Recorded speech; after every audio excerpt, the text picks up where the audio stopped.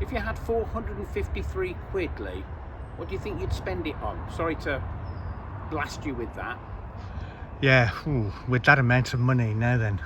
Dizzying amount. Yeah. Yeah, you know, I might fill my car up. Where could you or get half to? a tank, something like that. You get quite far on that, wouldn't you? I think you get there. Like Hull? Maybe even to Hull. Right. So I'm not being a driver, I'm not really conversant. Southern Europe probably. Southern Europe, Yeah, not Hull then. Yeah. Okay, yeah. You wouldn't be tempted to buy 45,000 candy shrimps, because they were only a penny back in 1982. I used to buy all of those that I could with the pennies that I found in various crannies in 23A Farlands Road. So many 10p mix-ups could I get? Yeah. There is that. Would that be 4,500? Have we got our maths catastrophically wrong? I don't really care. I don't think that anyway. This is not how people see us, is it, as mathematicians? Anyway, hopefully, I think they'd be sorely disgusted. Could be somebody out there. If that was the case, I could buy. I think again might be mathematically spurious, but I think I could buy. Was it 45.3 pairs of corduroy shoes from Mod Clothing? Anyway, why do you ask? I don't hear you say. The reason I ask is because the parishioners of Tewkesbury bought this.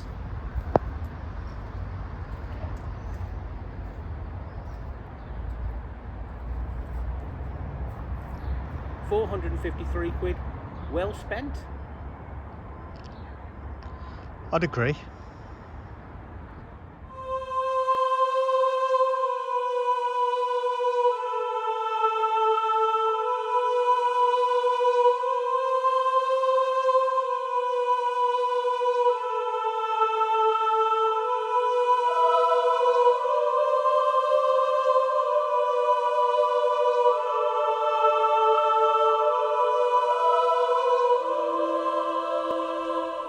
I think I'm right in saying that it's the largest fully functioning parish church still left in England. I think it is the third largest non-cathedral church after Westminster Abbey and Beverley. And I think that behind us is the largest Norman tower in existence, although it's another of those maybe not, a little bit like the trip to Jerusalem, the Fighting Cocks being Britain's oldest pub. No one seems to have a definitive answer. I think Norwich is also a strong contender, but it's lovely, isn't it? That zigzagging, blank arcading, satisfying squatness. The whole thing is a lovely sight aerially. You always see it aerially with the flooded plain behind it. A plain, I think, where one of the decisive battles, I think the penultimate battle of the War of the Roses, was also fought. But it's a place steeped in history, as I suppose you could argue anywhere is history of a sort. So it's a slightly redundant and empty phrase, but it's a town which retains its medievalism, I think, despite the flurry of traffic pushing on through in either direction. This great big stone emblem satisfies every time I see it, and is itself emblematic of that period of England. Beautiful stuff.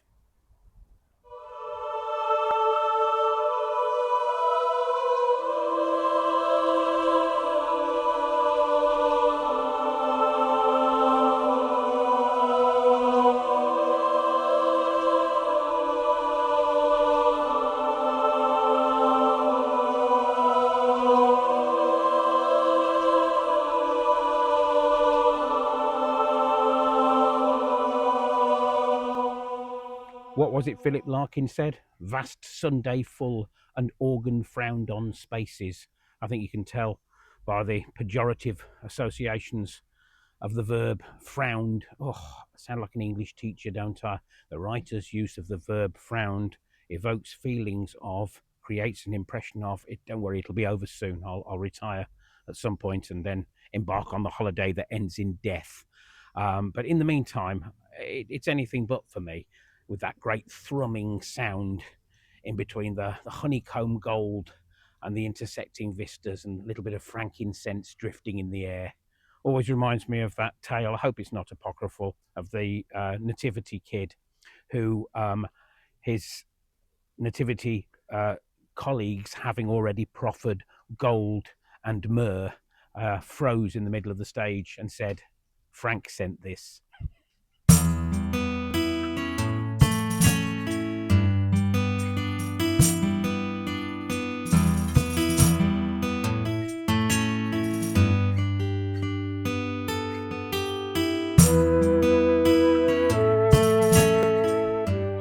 The bells begin to die away as the preparations for choral evensong take shape.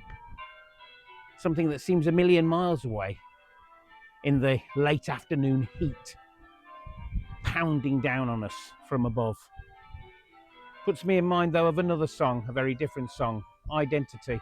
It's a crisis, can't you see? As Marianne Elliott Said wailed plaintively back in those long lost days of punk rock, almost as old now and as outmoded as the armorial fashions within. But it is your identity. We're all Venn diagrams, aren't we? And as you plough on down the M5, Breeden Hill, Church and Tithe Barn, even in front of you to the left, that little square lozenge of Tewkesbury Abbey appears. The Malverns behind it, the Cotswolds in front, and Worcestershire behind.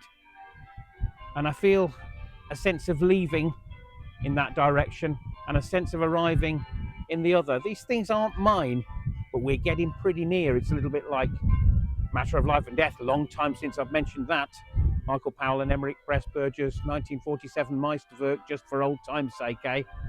But when they pan in slowly from the peripheral stars into the Earth, our Earth, revolving part of the pattern, that's how I feel when I see these great edifices on the Worcestershire plain.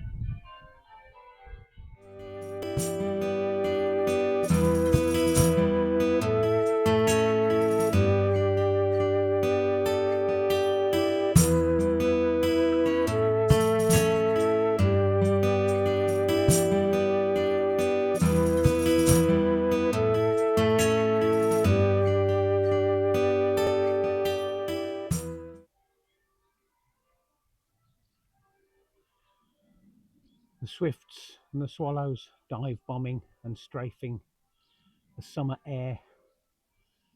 A little early, it seems to me, although an ornithologist I am not. I was the youngest member of the British Herpetological Society in 1978, as I will always tell anyone who'll listen, and lots of people who won't or don't want to. But ornithology ain't my big suit. But there's something about them whooping and swooping across the sky like that that makes me think summer's so brief. It's all so brief. It's not even here yet. We're 2 weeks off the summer holidays, 3 weeks for normal people. And it's as if I'm being reminded that, like all teachers, I see it as an aching expanse in which I will get so much done, but it's just a few weeks, a brief handful of moments. Annoyingly, they all buggered off then. Oh, the birds after we started that. never mind, because what I say is so interesting anyway, it doesn't matter.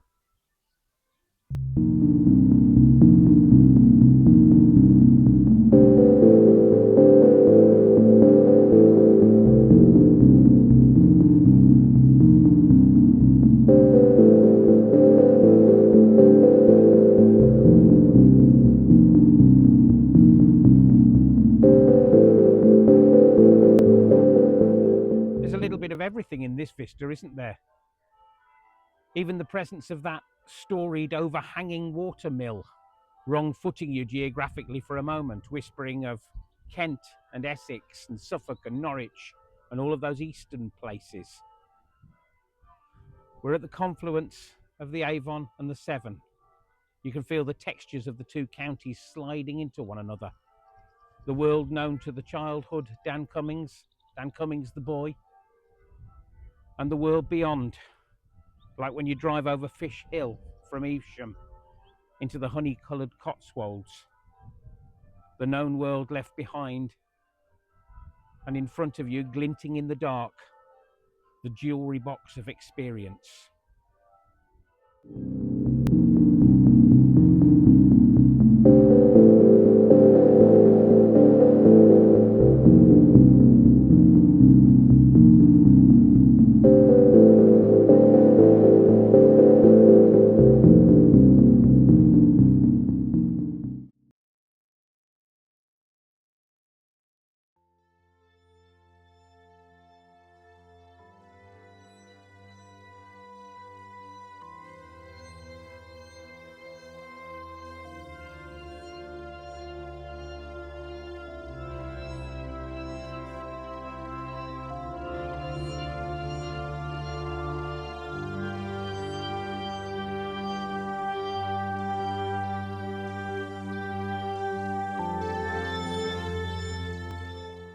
Tewkesbury retains its original medieval street pattern, more or less. Two parallel streets, the Abbey atop, and crisscrossing in between around 30 little alleyways, one of which just a stone's throw, as you can see from the Abbey, and as an architectural, spiritual, ecclesiastical, aesthetic riposte to all of that stone grandiloquence, the cool austerity of this little Baptist chapel from 1720. Still fully functioning, closed on this Sunday afternoon, but with an immersion, a baptism by immersion facility still in use, descended into via stone steps, like Russell Brand into the Thames with Bear Grylls. They used to have baptisms in the Avon, not Russell Brand and Bear Grylls, people who lived in Tewkesbury before. Give them time. 1720. You think how cold it must have been. Yeah, I suppose maybe that's coming next.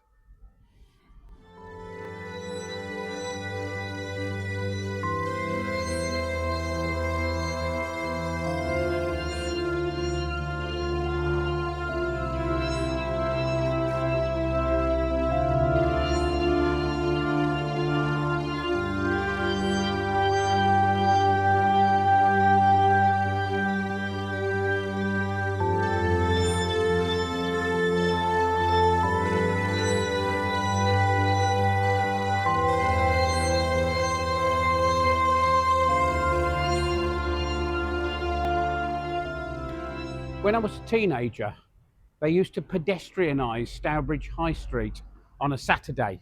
It's not much of a high street. Take a look at my high street. It's the only one I've got. Not much of a high street, as Supertramp might have sung had they been from Stourbridge, but a lot of things would have been different had that been the case.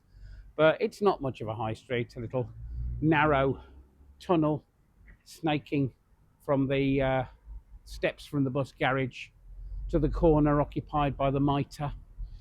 And I saw it afresh on those Saturdays because I was able to stop and look at the sights rather than dodging cars. The sights were not architectural. They were human. They were punk rockers with enormous Mohicans, goths, skinheads, rude boys, mods, scooter boys, new romantics, casuals, leftover hippies, a whole plethora of human flotsam and jetsam, sartorially speaking, back in those days. There was a sign saying "Welcome to Stourbridge Town Centre" on the Hagley Road, and someone had written "is a freak show," which doesn't grammatically make sense, I know, but Stourbridge Town Centre was a freak show for its multifarious stylistic nature. And I think they ought to pedestrianise Tewkesbury too, and it wouldn't be the people you're looking at. Here it would be the architecture. It's full of listed buildings, but it's not the presence of the listed buildings which is so lovely. It's the way they seamlessly transition in and out of other architectural styles and ages. I don't know whether it's the proportion of the high street, the gradual snaking curve, but old and new rub shoulders harmoniously with ne'er a murmur of discord. It's quite rare, and long may it continue. And of course, as we discovered with the old and the new parts of Coventry Cathedral, very soon, viewed through the long lens, you won't be able to see the join.